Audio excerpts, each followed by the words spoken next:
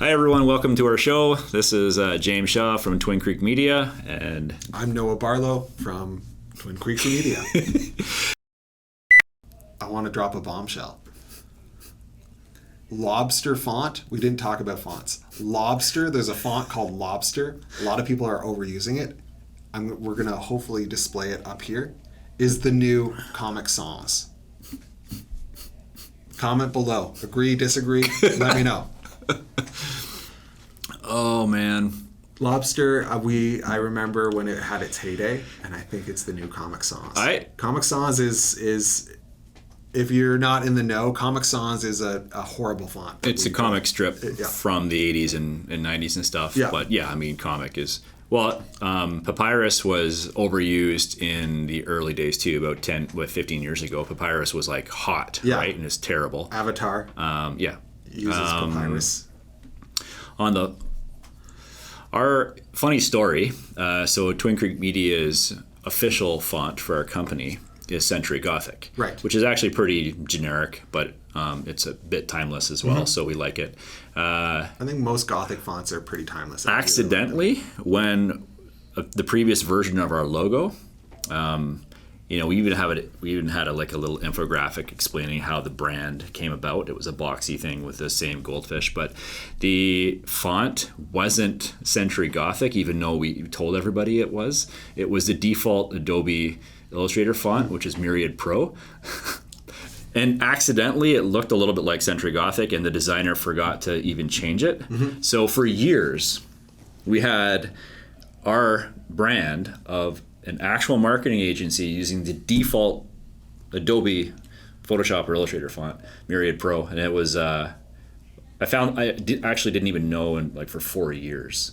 It's kind of like it's so embarrassing though. Well, I don't know, but it's also if you pretended like you knew, then it's kind of cool. It's like Insider. It's like, use the default font. Nobody noticed. Nobody noticed. It was but it was so similar to, and we had all of our documents and our website text and everything else was in Century Gothic, but the logo was Myriad Pro, and because they were so similar, no one noticed. But I mean, that's pretty bad.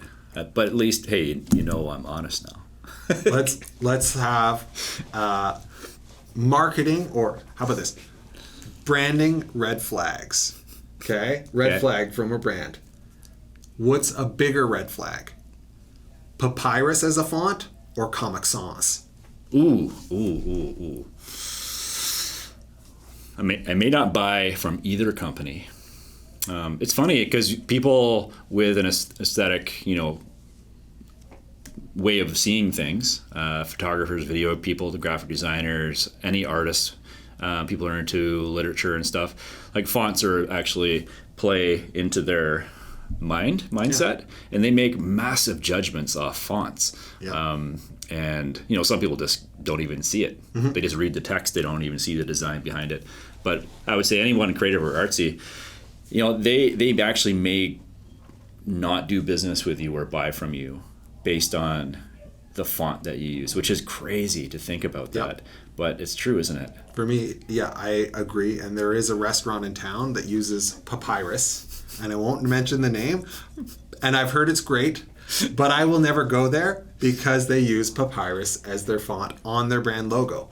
And to me, it's just such a branding faux pas. It's like, if you can make that design selection choice, what else are you going to miss either in your kitchen or your interior decor? It speaks volumes to me. But technically, they're different things. You could have the worst logo in the world, but your staff are amazing and they make great food. True. In the rest, but the thing is, you've started off on the wrong foot. Yeah. You're like, "Hi, my name is." Blah, blah, blah, blah. Yeah. It's like, sorry, I didn't catch that. You made a bad first impression. Absolutely. That was a weird example. Yeah. Well, their food has to be that much better in order to overcompensate for the use of papyrus in their logo, in my opinion. Yes. And that's not everybody. And that's only if you give them a chance. Yeah. That you still walk through the door. Exactly. Right? We're on branding, top 5, never do. This is almost like a new show, but we could just carry on with this one, because I think contrast, people using too little contrast on their logo or on their website is it's so easy to not do, and people still do it. Here's an example. You have a black background or super dark gray, and you use red text or yellow. Oh. You roll over the text and the link goes from white on black, which is high contrast, easy to read. And you roll over and the link goes red, or the link goes dark blue, or the link goes yellow. You can't read it anymore. So the text you've rolled over to click on disappears effectively because you can't see it. Mm-hmm. Why? That's just unnecessary. Don't do that. I mean, bad user experience. Yeah. And sometimes the headlines, like they've chosen a headline color that's, again, like you can't read it properly. Yes, your text is really, really big. You've used a big font, but you can't read it because it's some weird color on a weird background. Mm-hmm. For, I don't know, accident or artsy purposes. Either way, it's a total mistake. Totally. I'd say red font in general on any heavy text is going to be a no-no for me. I'm not going to read it. Yeah. Yellow, heavy no-no for me too. If it's a lot of yellow text, I'm not reading it. Yeah. But that's just just how our eyes. Can you think of another branding no-no? Oh, I used to say gradients included in your logo. Like having a gradient as part of your logo was a big no-no for me. But now I'm starting to come around to it. I don't mind it as much. That's just how we change. That's a 100% borderline decision. Yep. I would say the only exception, if you're going to use a gradient, is you have to have a version of your logo without the gradient. Mm-hmm. For example, you're making up some nice golf shirts or some dress shirts for your team. Mm-hmm. How in the world are you going to get that gradient to work on as a logo? This is not going to work. So you need a solid color version of the logo, or just a plain black and white. For sure. Or inverted or something. So yeah, I mean, gradients are only going to work on digital, right? Yep. Yeah. Generally, that was my thinking for a long time, was to just avoid any gradient in any logo. Yep. Forever. But now, seeing it used appropriately in the right format, yep. I'm kind of okay with it. It used to be a sure. no-no. Looks good on social media or websites or video, anything digital, effectively you can get away with it. But as soon as you print that thing out, or mm-hmm. you have it tried to be made into, some sort of signage, or, a patch. Yep. Embroidery. Totally. You have all sorts of issues with that.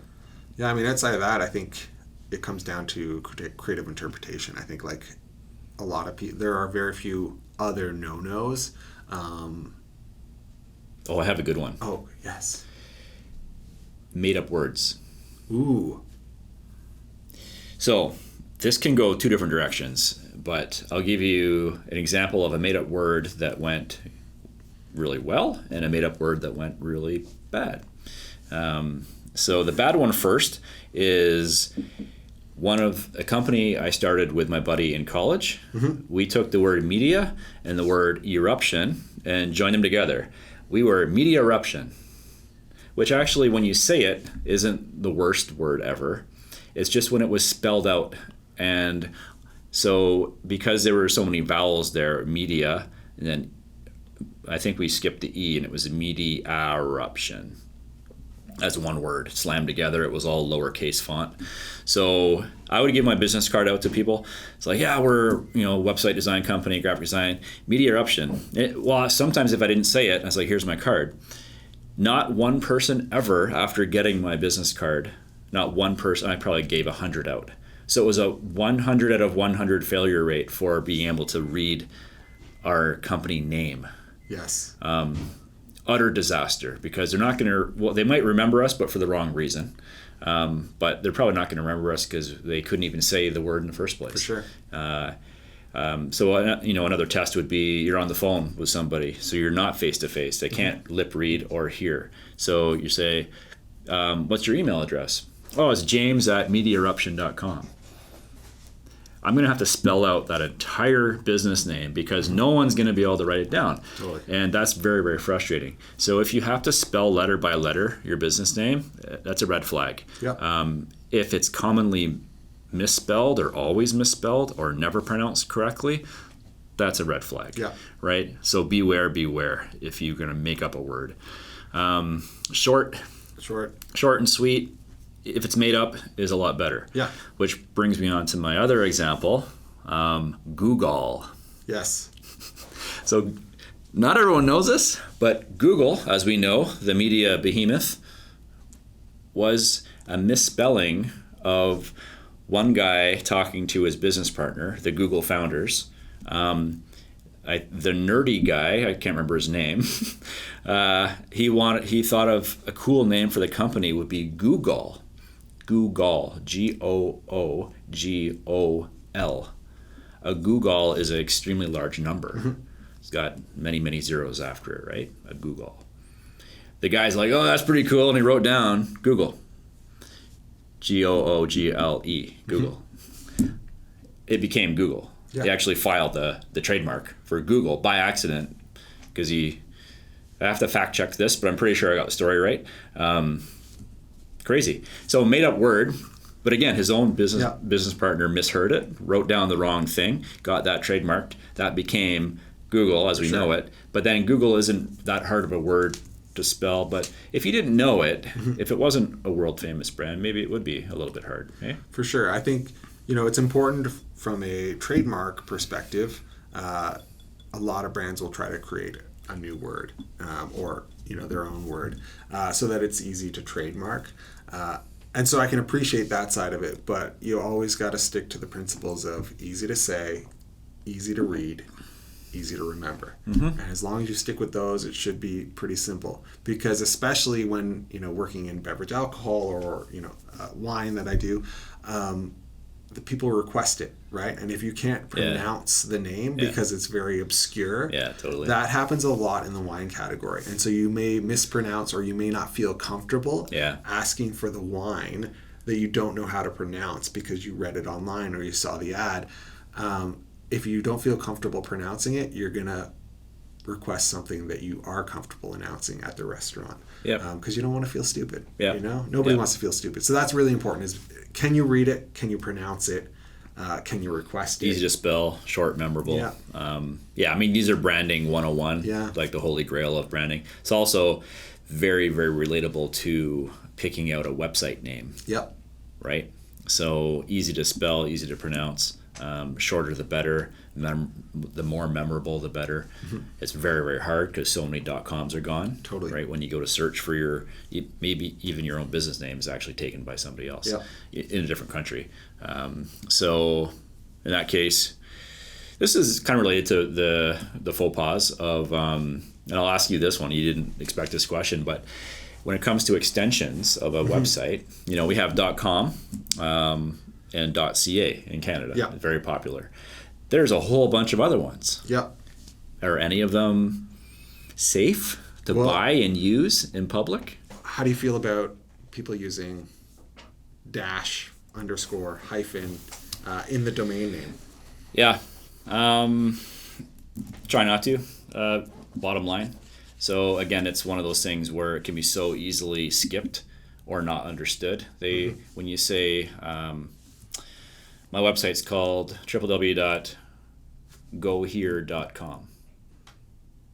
Well, it's go-here.com. Right? But they're not going to necessarily remember that. They're just going to say go here as one word. Mm-hmm. That's the most common. So it's another stumbling block for people. For sure. If you absolutely have to, though, sometimes it's the better choice. Because let's say every version of go here anything is taken, but go-here is available. Well, then you have to kind of decide, well, is that more on brand and easier to explain than something like our website? Our company's called Go Here, but our website is Here You Go Here. Right. Like, really? Yeah. And you just made it a big tongue twister for somebody. So, are there any alternatives that you'll use that are a pretty obvious go-to? For example, I'll use we are. So like we are go here, or shop go here. Yeah, sometimes. If it follows the other golden rules, short, sweet, memorable, easy to spell, easy to pronounce. You do the phone test where you say, my name is this, or our website's called so and so, and you don't have to spell every letter out. They say, okay, so it's, gohere.com, and they say GOH, and they get it. Those are the the pass fail tests. Yeah. So you kind of have to do some testing with people before you actually commit to your domain name. Totally. Sometimes I find like can feel friendly. Yep. Or community building. So, yep. And people use that a lot on email addresses. They'll say hello at twincreekmedia.com. Yeah. And that's their replacement for info at. Yeah. Although we still use info at because we're old fashioned. but hello is a nice modern take on that, right? I agree. Cool. Versus admin at or something like that.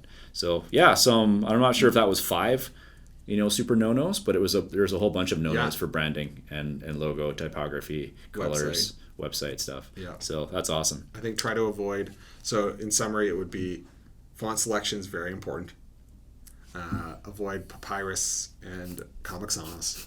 I'd say that the gradient use is not necessarily a no-no, but it's one of those ones where it could be be a no-no. Definitely have an alternative logo version if you're using gradients. Yeah. Don't use a dash in your domain name if at all possible. Yeah. Try to make it easy to say, easy to spell, easy to request. Yeah. Don't create a really weird name that people can't pronounce. And go after .coms or your country extension. .net is another one that's not too obscure. Mm-hmm. The other ones seem to come and go, very trendy, but they might be gone tomorrow or very unpopular. Do we have anything else? Yeah, we definitely have more stuff, and that will be coming in future episodes. Whoa, stay tuned. Subscribe, like, comment.